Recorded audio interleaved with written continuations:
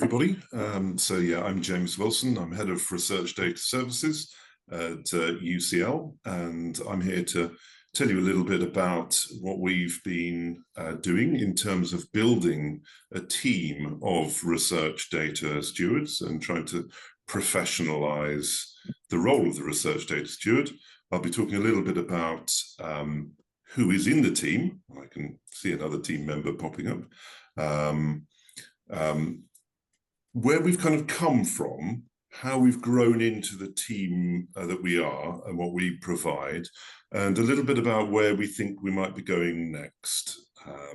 So without further ado, I shall start off by just explaining a little bit about, this is interesting. I can no longer move my slides forward. Let me just, that's better. Here we are.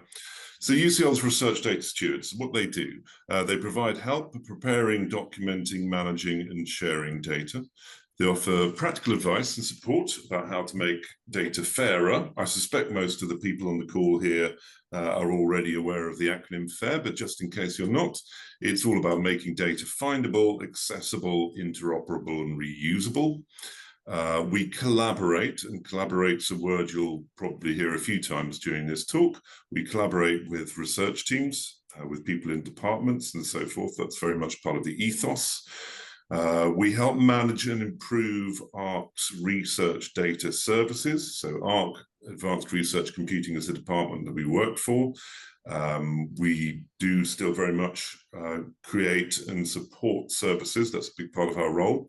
We're involved in teaching and training, and many of the team are actually researchers in their own right. Nobody's obliged to be a sort of a principal investigator or anything like that, but it's very much part of the department that people can do that kind of activity. We're active researchers as well as people who support research. So I'm going to start off just by giving a little bit of history of research data stewardship. First thing to note is it's definitely not a new thing. There are people who have been running data repositories for decades for all sorts of specialized data to help people reuse that and make the most of it. People have been filling in things like data management plans for, well, at least since the noughties. And there's been a lot going on in this field for about 20 years or more. But I'm going to start off and focus on the year 2016, which is a particularly notable year. Partly because that's the year when we saw the publication of the FAIR data principles, but also a rather less well-known document called Realising the European Open Science Cloud, which is authored by a collection of people forming an EU high-level expert group. And that group did actually include Professor Paul Ellis from UCL. So there was very much a British sort of input to that. And the reason why that has turned out to be historically an important document is because of its role in emphasizing to a lot of people the importance of data stewardship. They don't actually refer to data stewards in the document. They refer to these people called core data experts, and they define them as being neither computer savvy research scientists nor hardcore data or computer scientists or software engineers, but technical data experts. And the number of people with these skills needed is, we estimate, in 2016, likely exceeding 500,000 within a decade. So I don't think we can honestly say that there are 500,000 professional data stewards these days, but the number is certainly increasing. The idea of the role is catching on. And they don't refer to data stewards. So data stewards, research data stewards, is a bit of a new term that's grown since that was recorded. They do refer to data stewardship as being the entire process that deals responsibly with one's own and other people's data throughout and after the scientific discovery process. But it did play a big role in getting a lot of people, including people with money to spend on research, to realize that actually this was an important function and had been under-resourced before this point. Meanwhile, back in UCL in 2016, we were going about our business as a research IT services team, doing the things that IT support teams do. The data team, this is the year I joined, and we were mostly busy managing the research data storage service, which is still very much with us and still an important part of what we do. And we were implementing EPSRC's previous call for institutions to start offering their own research data repositories, on the understanding that not every academic discipline had a suitable data repository for sharing and publishing their own data. So with the lack of a national big sort of push to do so, and given the general longevity of research institutions, each university, each major research university should actually offer a data repository itself. So that's what we were working on at the time. We were part of the much larger information services division. We were part of professional services.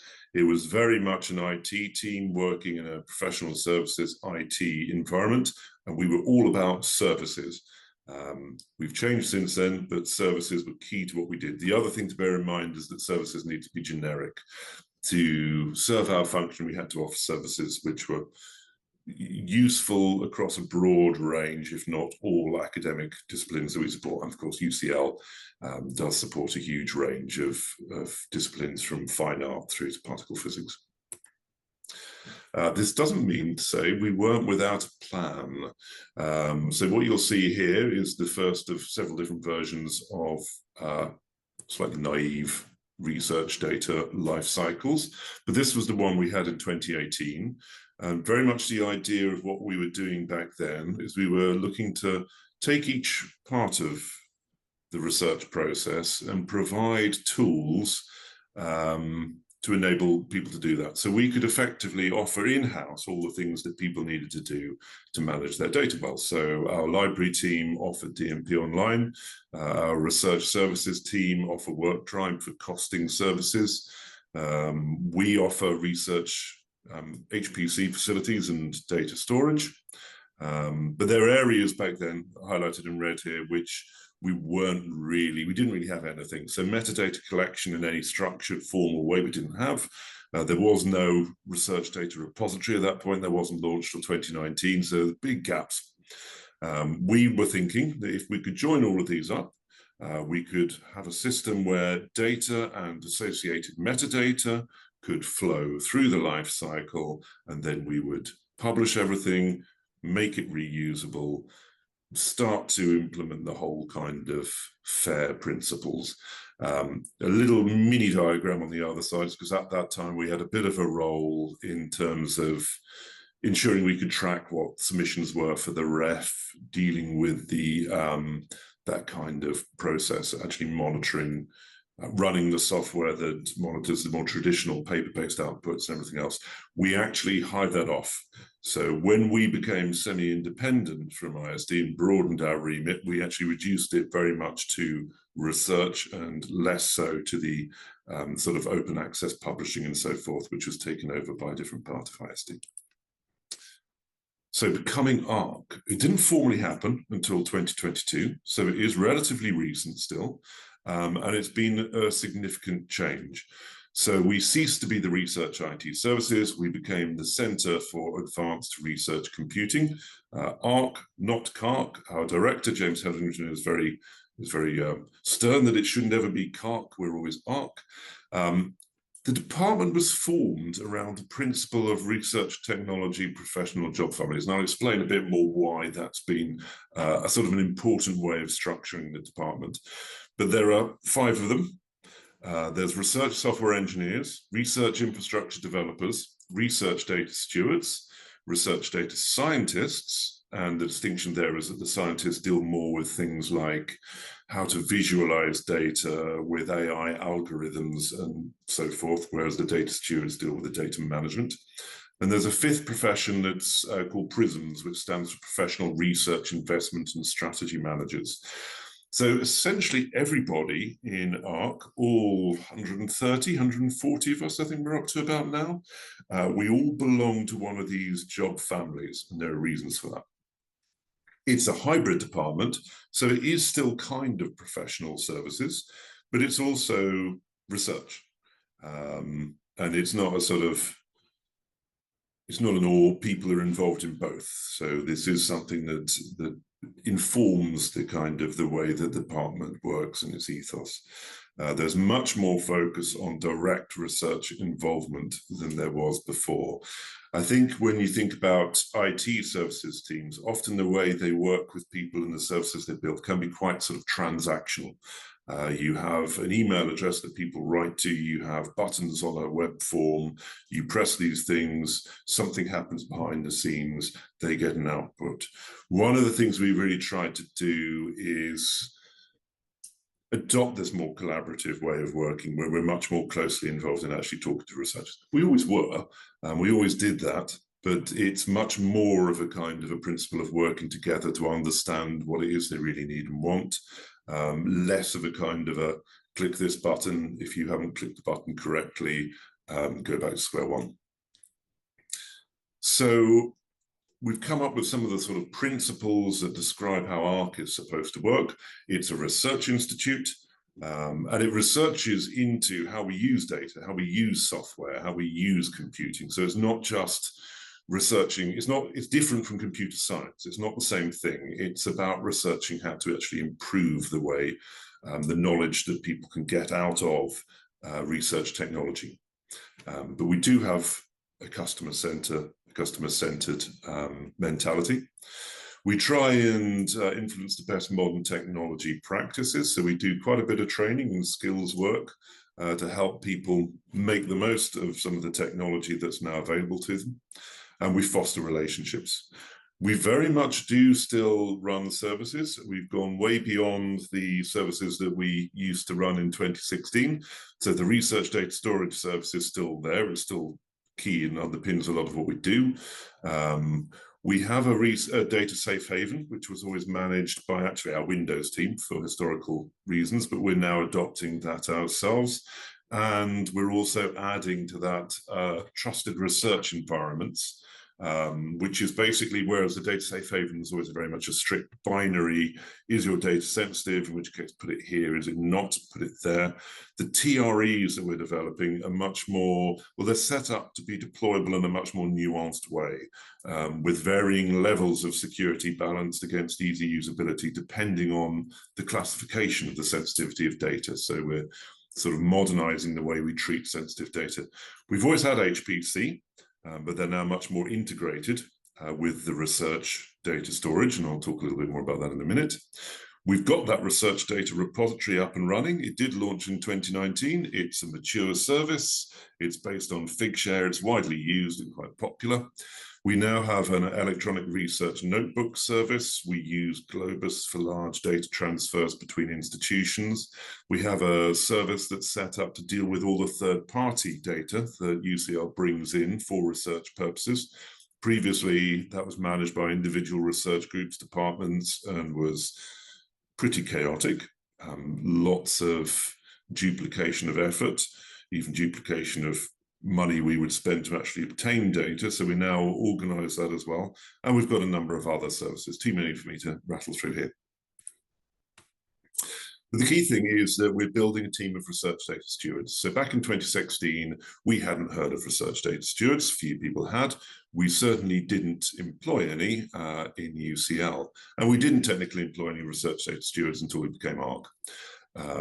We now employ 15. So I lead a team of 15 data stewards, which is great because it enables us to do all sorts of things that we always wanted to do, but we were never able to do. So it's been a big change. We used to each manage the bits of infrastructure that our services worked on in our own way. That's now become a separate team, which has been another big development because it enables the infrastructure that underpins the research storage to be combined with the infrastructure that underpins our research compute. It's far more rational. It makes it much easier moving data between storage tiers. The infrastructure team are shortly introducing an archive, which will hugely reduce the costs of the sheer amount and growing amount of data that we deal with, which is very welcome. And that's been a big change. A lot of the expansion has been funded primarily by research income. And that's probably the key thing to the model we have. So we've managed to negotiate with the rest of the university that if we can bring in research income, we can actually spend that to increase the number of people we have working in the group. I think there was about 40 of us when we were research IT services. It's gone up to 120, 130, 140, not sure exactly how many, but it's been a huge increase in size and our ability to do cool things. We get our research technology professionals written into bids where possible. As UKRI have helpfully clarified in the last few years, we can include overheads in this. And at first, that's a little bit of persuasion to tell research teams that they write us in, but they should include overheads. There have been a couple of instances where they said, well, that make that bid very expensive, but it is now officially supported. And of course, bringing those overheads in enables us to expand and do additional things rather than purely work on research projects. We can organize ourselves as a department. Really, the model's been built on the example of our well-established research software engineers. So UCL's had a research software engineering team since about 2013, I believe, and they've been very successful. They very quickly got into a position where they were written into enough grants that they were self-sustaining. And I think that that example of how the institution has managed to work with this model before has helped us kind of roll the model out further beyond simply software engineers to other professions as well. In order to get to the point we've reached, we've definitely needed strong leadership, strong allies within some of the research departments, within some of the faculties within the university to get past the kind of, I don't want to make it sound accusatory, but accounts, HR, the departments that tend to like things the way that they are and are a little bit nervous about fundamental changes to how things work. In order to do that, in order to change the model, we've come up with those generic, well, with these job families that I've talked about, which means that whenever we want to recruit anyone, we don't have to come up with a completely individual, tailored job description, a job title. It's also enabled us to promote people within professions. We don't have to wait for a manager to leave the department and then promote a technical person into that manager's role. We actually have the ability now to promote people within each job family. We have generic job descriptions so that our HR department don't need to worry about reviewing everything, and it doesn't take us 4 months to get approval to recruit. One of the problems, of course, we have with generic job descriptions is we do sometimes need people with particular skills. So we tailor the job adverts to do that. That's how we get around that need to sometimes fill a particular kind of role within each of the job families. And we've been doing that a bit recently as we look to bolster our data governance team as we take on more and more of the responsibility for that. It also means that we have a very broad range of essential and desirable skills and experience that we look for, because we need to get people with this broad range of skills, but they don't necessarily all need to have exactly the same skills. And there are sort of pros and cons, I think, to doing this. In some ways, I think we might have put some people off by advertising for such a huge amount of skills, but these are all things as we tailor the profession, how it works, that we're looking to address. We seek to have both disciplinary and generic coverage.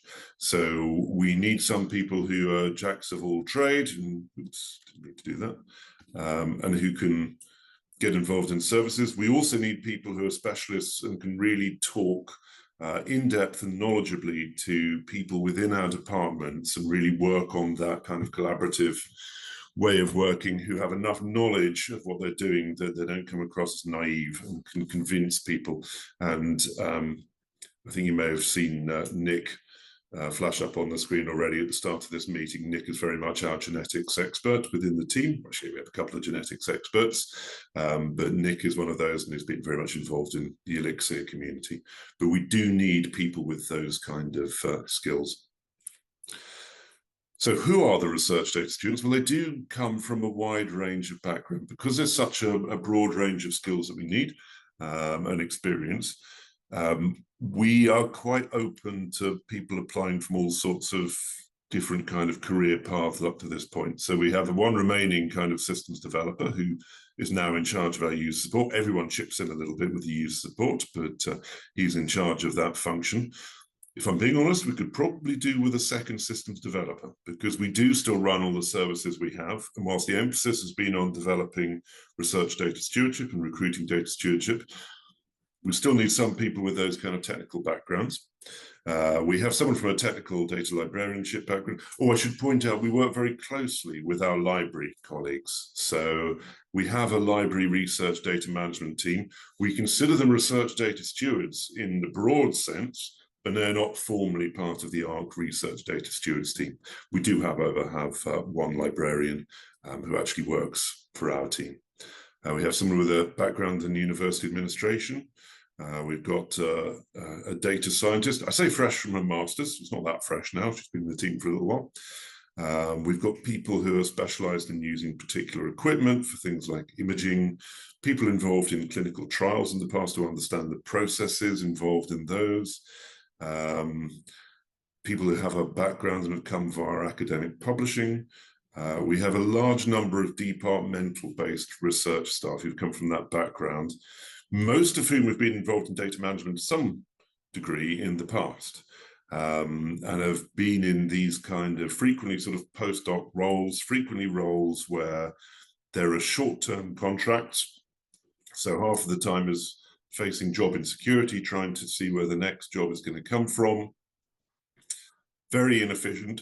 As an institution, it also means that as people move on, they take all the experience they've developed with them. So one of the other things we've done is we've restructured the profession, is turn these kind of roles into permanent positions. So anyone who gets a job with ARC effectively has a permanent contract. We have enough of a flow of projects coming through at any one point that is, when people are finished on one project, we know there are going to be other opportunities. We know there are going to be other projects coming along that we can move them on to. So we can get rid of the whole insecure short-term contracts and offer people who've had these experiences within departments a lot more job security as well as the promotion prospects. So as you can imagine, we're starting, as word grows about what we can do and what data stewardship is, we're starting to get quite a lot of applications coming through for jobs as they become available. And part of the ethos of the team is that everyone gets a bit involved in the research side of things, and everyone gets a bit involved in the services side of things. So that doesn't work for everyone, and perhaps people move between different priorities. They might end up working entirely on services for a while. They might end up entirely working on research. But the idea is that by everyone involved with a different side of things, they can see what it is that researchers need in practice and apply that knowledge to our design and improvements to services. They know the services inside out and know when to recommend those to researchers to solve the particular issues that they may be facing at any given time. But we cannot cover everything. We're a team of 15 now. It's great. We can cover all sorts of things, but not everything. We don't have the specialist knowledge in every possible discipline. We don't have the specialist knowledge in every different type of data or services, the way we structure things. So we need help. And one of the things that we have in a big research university such as UCL is we've got all sorts of people around the university who are doing data stewardy type things. Now, they might not realize that they are research data stewards. So one of the things we've been going out to people about is what sort of research data stewardship is, what it involves, and asking people the question, are you a research data steward? And if so, would you like to join our club? And we can all sort of become good friends and pool resources and ask each other questions and help each other out, and generally make it much more of a community rather than a set of people working in relative isolation, often embedded in particular departments. So we do have some kind of research centres already in UCL where we know that we've got colleagues and people who are like-minded and have particular skills. We've got the Centre for Longitudinal Studies, who do a lot of work on particularly social sciences topics. We've got an MRC clinical trials unit, who already have a lot of experience in terms of managing trials data and making that safely available for reuse. We've recruited from them and we work with them. We have the Consumer Data Research Centre, who deal with a lot of data relating to commercial sources, data relating to social media and various other things, and we're working increasingly closely with them. We also have all these people who we're still trying to identify and find in the departments who could really do, as we've learned from organising a couple of community of practice workshops, who could really do being plugged into the kind of the broader range of experience of having the security of being able to ask people what's a good approach to solving a particular data management fair data challenge. So this has been quite rewarding, a good experience to go through. And the different research data management lifecycle you can see on the right there is what we've been doing to help people identify whether or not they are a research data steward, and give some idea of the kind of scope and breadth of what it is that we're looking for and what we include in that kind of definition. So we've been having people joining the workshops and putting sticky notes wherever on the wheel they think that they're involved, and most people who've joined have been involved in various different places on that wheel, and we've been welcoming them with open arms to form a much broader community together. There have also been changes to our kind of ambitions, our strategy, what it is that we're aiming to do. So we became aware that we were missing one of our kind of key steps on the research data lifecycle, which has appeared on this one, which wasn't on the earlier one, and that is data preparation and processing.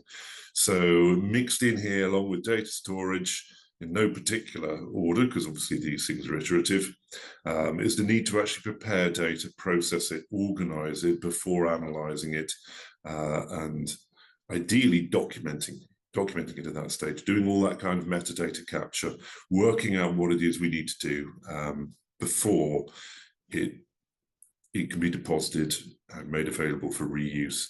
So when people were talking about research data management, I think I can characterize in the early 10s, they tended to think about doing a data management plan, and they tended to think about making it publicly available and sharing it once all the research had been done. People spoke all the time about it being data management needing to be worked on across the whole research life cycle, but it wasn't really a kind of a thing that actually took place in practice.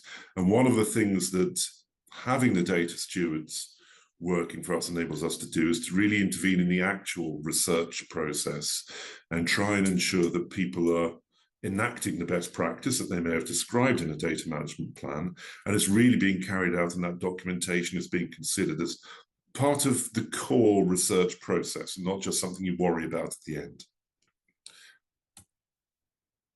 Long-term aims. The things that the team is aiming to do is very much enable the FAIR principles, publish data with rich metadata that's gathered throughout that research data lifecycle, but ultimately to enable FAIR machine actionability. So when people talk about the FAIR principles, they often talk about them in terms of machine readability. Very few talk about machine actionability. So that's the idea of being able to code something to work on data which may be held anywhere and actually process and analyze that data in situ based on the rich metadata provided with it, without needing to pull all the data in. So this is a long-term goal. This is the whole sort of fair digital object kind of agenda we're talking. We do not have the technology, we do not have the services to do this yet, but it's a long-term aim. It's something that we want to make possible, something that will change the way that a lot of research is undertaken and potentially make it far more efficient, increase that speed to science from the kind of practices that we see now, where people are anyway becoming overwhelmed by the sheer volume of information that's out there and becomes increasingly hard to manage. You simply cannot read everything that's out there. We want metadata records that are automatically populated and updated by our services. So if we're helping people with their research, we actually get a lot of information about the data that they're running through these services. If we can actually automatically add rich metadata ourselves, we're saving the researchers work, and we're adding some of this contextual information that's so important for actually understanding data when you seek to reuse it. Very much related to that is the idea of provenance capture, being able to create an audit trail that describes the processes that data have been to, working with researchers, as well as processing the data in our own services to try and capture all of the things that have happened. And the other one is to enable much better controlled access to and reuse of data of various degrees of sensitivity. So we've tended to focus on our services in the past at non-sensitive data.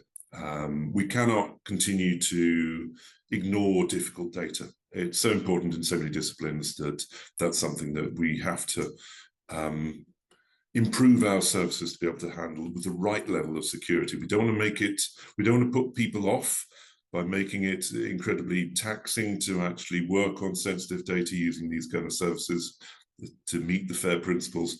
We want to make it secure enough, just secure enough, that we're not doing anything that risks data being exposed, data sets being recombined in order to be able to de-anonymize and those kind of things. It will reveal sensitive personal data or other data sensitivities in the future. So a few reflections on the journey we've been through so far. One is about the nature of what research data stewardship is in itself, because it involves so many different people with so many different skills. What is it that makes us research data stewards? And I think it's the common purpose that defines research data stewardship better than the particular skills involved. It's the idea that what you're trying to do is to improve the fairness of data, to improve reproducibility, to enable reuse. If you're working on those kind of things, if that's what motivates you, then you are a research data steward to a lesser or greater degree. You might combine that with other roles. There's all sorts of ways of combining it, but you have a research data stewardship element to what you do, if that's part of your aims. Importance of collaboration, not just with the researchers themselves, but with other research technology professions. In the past, we haven't worked closely enough with our high-performance computing teams. Really, the collaborations we have with researchers are hugely enriched when we can fill the gaps in what they do with our infrastructure, with our software developers, with our data scientists. A lot of the projects that we work on, which we get written into, are not just involving researchers and research data stewards, but a mix of different people with different technology backgrounds. The balance of services and research. We want to do research. A lot of the reason why people join the team is because they're fascinated by research. We do need to offer the services as well. Perhaps, if anything, at the moment, we have a little bit of an imbalance towards the research side of things. We do need more support with the services. They're harder to fund because we can cost in research. We still have a certain amount of persuading senior management in UCL to pay for core services. We can kind of recoup some of the money we spend on services, such as the research data service, by costing those into research bids, but it's not quite as straightforward to do that as it is people. So we do need to be careful about getting the balance right. The ecosystem in which we work is boundless, and this additional version, I apologize for the sheer number of research data life cycles here. This one illustrates the various different services that people use at different points of it. And of course, in each discipline, people will have specific tools. They will have, resources and services provided by bodies such as ELIXIR. We cannot control the ecosystem. We cannot say to researchers, here are all your services, this is what we offer, now you have to use all these services that we're offering you out of our generosity. People will always use the services that they need to solve any bigger problem. We cannot control that ecosystem. So what we need to do is we need to work with it, understand it, and as much as possible integrate our services with those, to have the APIs whereby we can move information from different sources, from different equipment and so forth, in order to be able to serve the purpose and really help verify data. And finally, and I've kind of touched on this one already, need for fair digital objects. We've got to work more on building these kind of audit trails of capturing all the metadata about the processes of research so that people can reuse data with greater confidence. We are not doing this alone. I'm very flattered to realize that we're now, if you do a Google search for the universities in the UK doing research data stewardship, we're top of the list, but we're not the first research university to do this, and it is becoming a growing trend. A lot of the Dutch institutions really started to get to grips with this a little bit before the rest of the world, albeit often using slightly different models of research data stewardship and having it more on a faculty by faculty basis rather than the kind of central team. Lots of countries are now forming nationwide communities of practice: Ireland, Canada, Austria. I'm sure the list has grown since I last checked. We should probably do that a bit more in the UK. This is one of the areas where we can work with ELIXIR, and many of you, I'm sure, on this call, to broaden this kind of community of practice, and rather than just doing it at an institutional level, doing it at a more national level. There are certainly groups like the Data Curation Centre and so forth who have effectively been doing this for decades already, but not quite in the way we're talking about it here. Internationally, the Research Data Alliance does a lot of work to bring people together, and they have interest groups on professionalizing research data stewardship and various other things. If you're not involved in them and you would like to be, then have a look.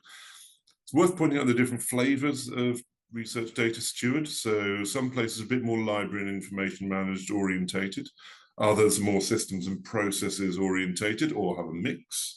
Our team are a bit more the latter, but as I've already mentioned, we do work very closely with our library staff. They have a very important role. Some of our services that we run, we do so jointly. So our research data repository, they do a lot of the reviews of the metadata. We do a lot more of the kind of technical underpinnings of how it works. And it really is a collaboration across different professional teams within the university to get that working right. But there's no one single kind of model for how to do this.